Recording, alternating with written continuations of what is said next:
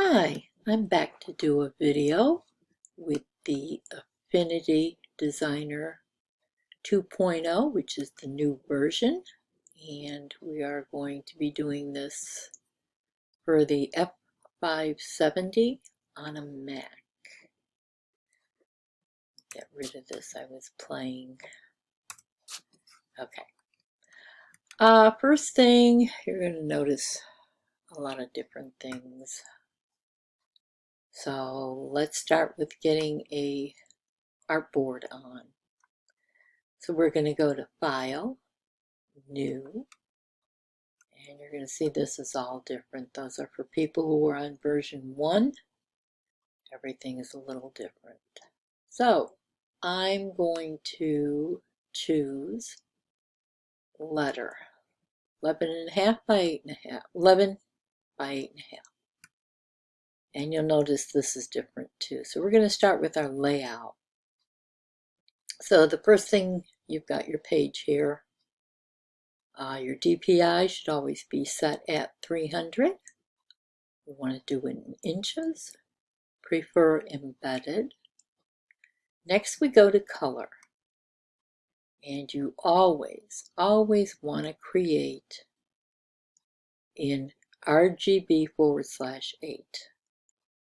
Your color profile, and this is just for creating or bringing in a graphic, you want to have it set to sRGB IEC 61966-2.1. As you see, that's a white background. I like to work in transparent. If you like the white, that's fine. It's up to you. I'm going to work in transparent. Another thing that's new in 2.0 is when you go to margins, they automatically set a 1-inch margin. I always take it off because I don't like margins. If you want a margin, you can set it up and change the inches. Next is bleed, and we do nothing with bleed, nor do we do anything for scale. Now we're going to create our artboard. I'm going to hit create, and here we have our 8.5 by 11. If you should decide you didn't want it to show this way, go to document setup and change it to portrait. Anchor to page and OK, and it changes. But we'll mess with that later. Right now we're going to bring in a file. Now you can use any file you want, a created one, something you've created in Silhouette or Canva or whatever it is, as long as you've saved it as a PNG file. So let me just show you in Silhouette, since everybody uses Silhouette. I'm going to see if I remember how to work Silhouette. So we're going to bring in a file, just for the heck of it. I've already got that, so file. And I always use merge, because I'm always adding more than one. And let's bring in this. Okay. All right, so you've created a graphic, let's say, or something you want to put your stuff on. All right, so what you're going to do in Silhouette is you're going to go to File, and this is if you have the business edition. You're going to go to Save As, Save to Hard Drive, and the format we are going to do is a PNG file. I'm going to name it Test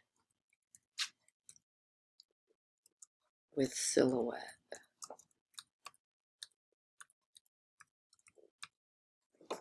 And again, it's a PNG file.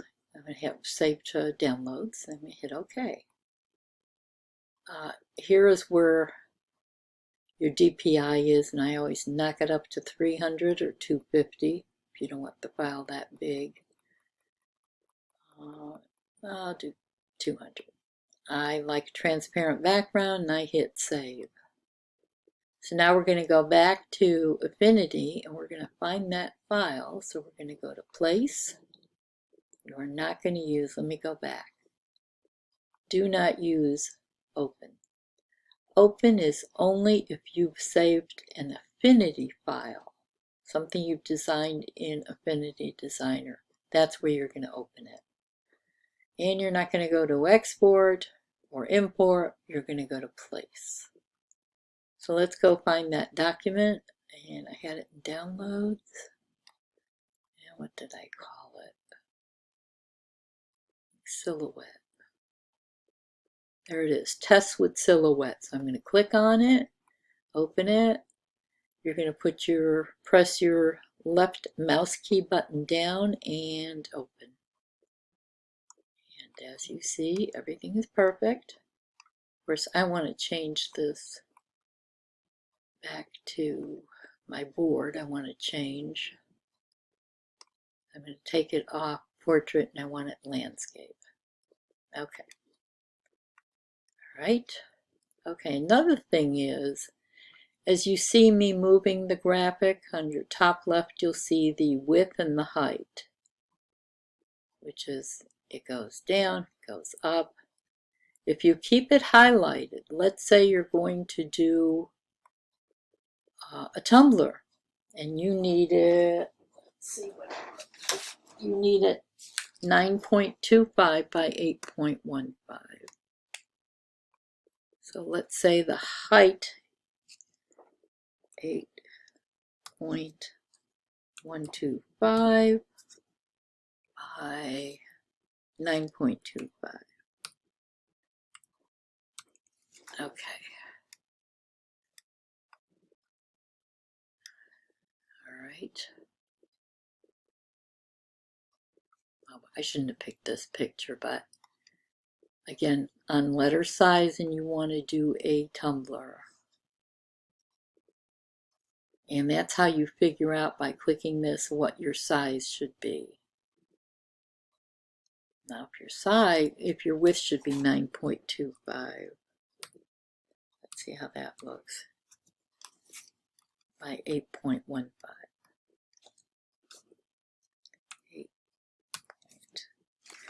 8.125. Let's see if that changes it. Yep, much better.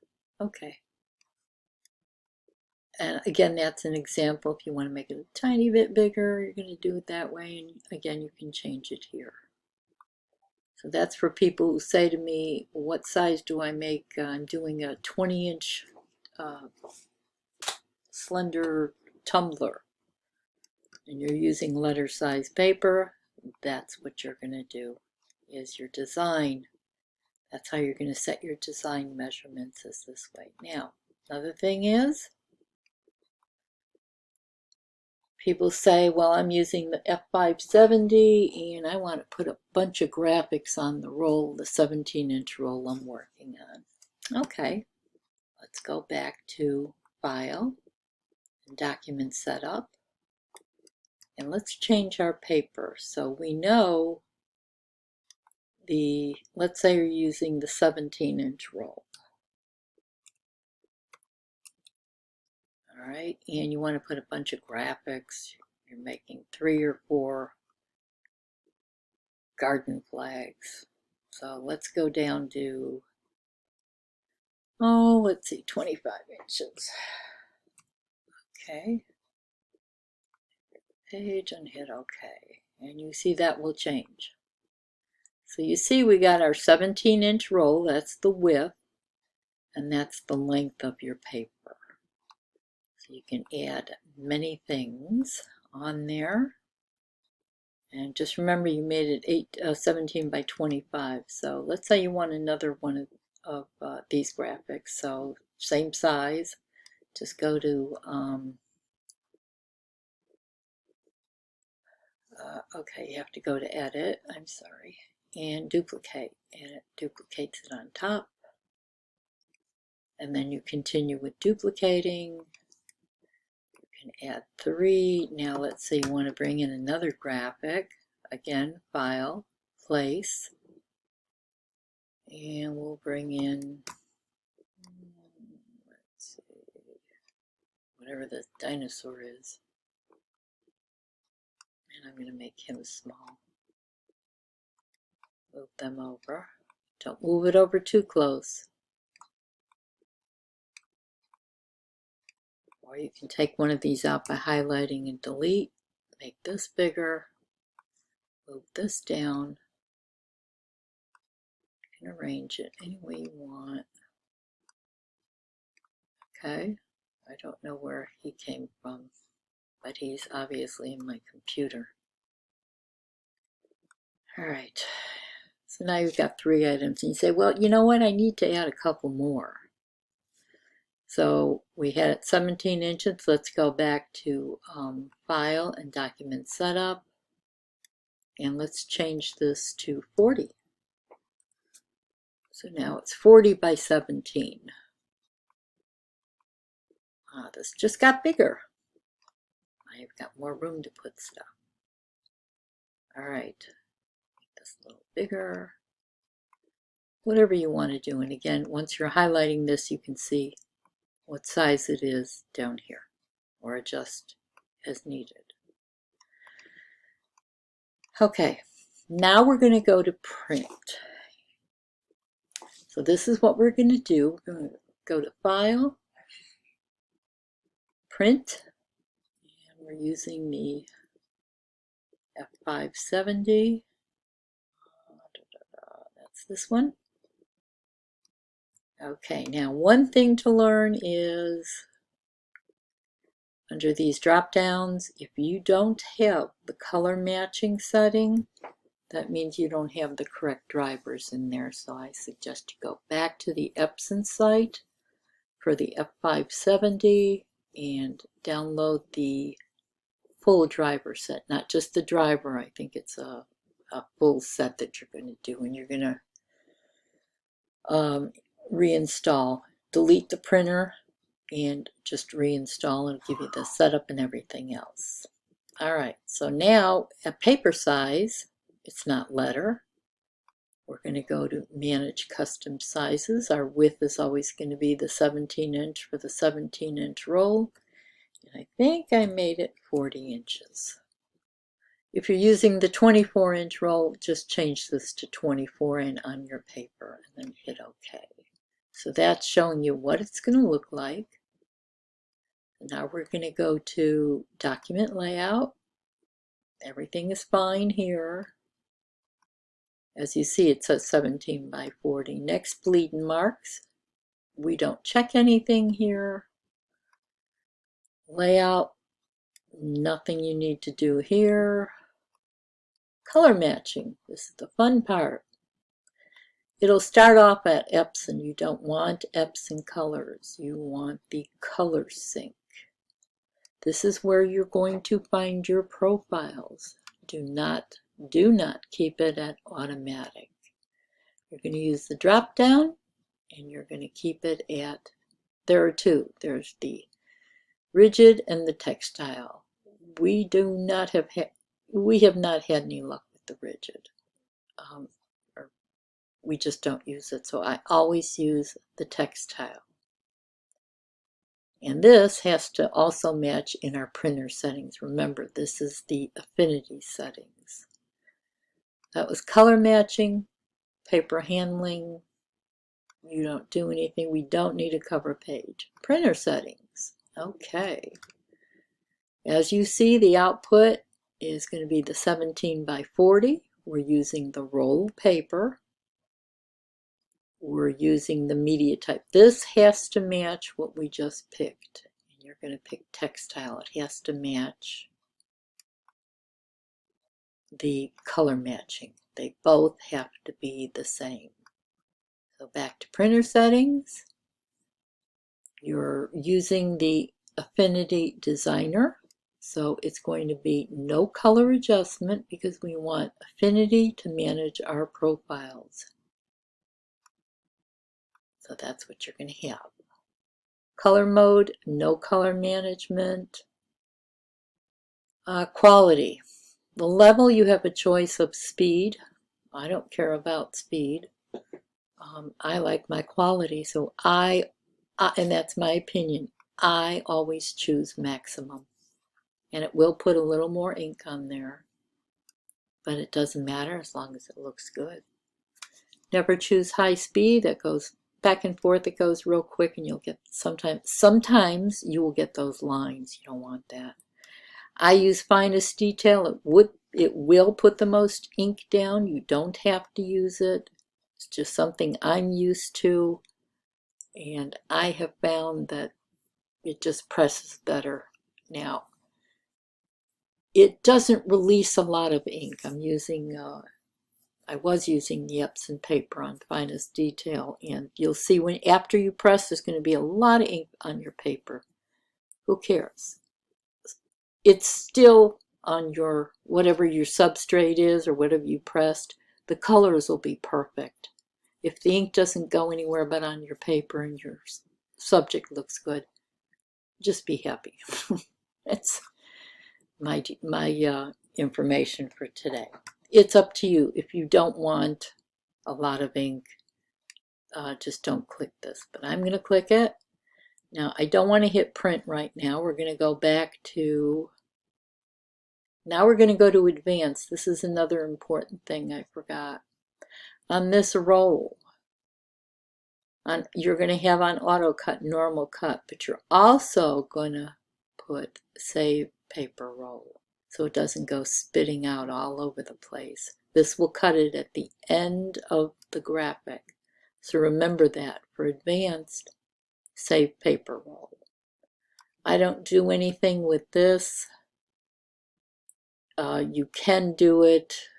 This increases the density of the black or the color. I don't monkey with it because my colors are perfect, and I don't care what people say that they use it. If you want to use it, that's totally up to you. You're going to hit OK. Now I'm not going to print. I'm going to go back to color matching. Everything should be fine. And then we're going to hit print. And I'm not going to print this. But as you see, everything is lined up. I don't want to print that big of a roll. Let me see something. Okay. All right, you would just hit print, and that is it. After it prints, don't worry about the colors. If you're new to sublimation, you will know that you don't get the true colors until the heat from your heat press hits the ink and gets into the fibers. Then you'll have some real pretty colors. Oh, another thing I forgot to add was, some people ask me, well, I need to add a name. Okay. Here's how you add a name. There is an alphabet here. The text tool, you want to click that. It gives you two options. You want to stay with the artistic. You want to do it on here. And let's type welcome. Okay, you're going to see it's very small. Don't worry about it. Let me put this back up. I'm going to show you a couple cute things. All right, go back and click here, just like you do in Silhouette. I'm going to zoom in so you can see what I'm doing. All right. So now you've got this highlighted. So you don't like the font. So you're going to highlight that, just like you do anywhere else, and you're going to go to, these are where your fonts are, right down here in the drop down. And as you click, you can see the various fonts. You can use any one you want. That's a pretty one. But I want to show you something else. I'm going to pick this one. Okay. I'm going to go back and click that. Make it a little smaller so you can see what I'm going to do. I'm going to zoom in. All right. I'm going to click it again, highlight it all, and then we're going to do some tricks over here. Let's say you don't want it black. So you want to change your fill to maybe a different color. And you see you can use this, you can use your swatches, you can use strokes. Let's use the color wheel. All right, but let's say, well, I want it the same color as her shirt. So over here is the color picker tools. You're going to click that, and you see it's like a cross. So we are going to choose this red or this gold. You see what I'm doing here? Let's go with the red. All right, that looks good. Let's go back up here. We're going to highlight that. Now we're going to go to quick fixes. Let's say you want to bevel it. You see, you can hardly see it, but let's make it even bigger. I don't need a shadow, so I can see when I do that, it gets bigger. That gets bigger. Gives a bit of a shadow the more you do. All right, now let's say you want 3D. Click on the 3D and you see how it will change. I'm going to lower the opacity so you can see the color better. This opacity. And you can play around with it. I'll take it off bevel and just use 3D. Now you can just see the 3D. If you want a shadow, you can put a shadow on there. I don't see it as well. Another thing is you can add an outline. Some people like to have an outline, so we're going to use, we're going to press the radius and you'll see how this gets bigger and bigger and bigger. Just adjust that. If you want to change the color, again, it's too black. Keep it that color, but that's what you're going to use, or the color picker. So you can do various things with words, text. That's really neat. You can adjust the size, take out the outline, goes back to that, and I think this is really nice. Everybody worries about text when they're doing the, let me zoom out. When they're in silhouette or something, they say they can't do it here because they don't know how. So this is a great way of doing it and messing around. I would mess around a little bit so you get to know your software, but I'll be doing more videos for that. But that's how you print and add words and kind of do a gang sheet. And you know where to reach me, princess57@gmail.com, or on YouTube. It's also my videos are by Princess57. And on Facebook, just look for Helen Coleman. Thank you.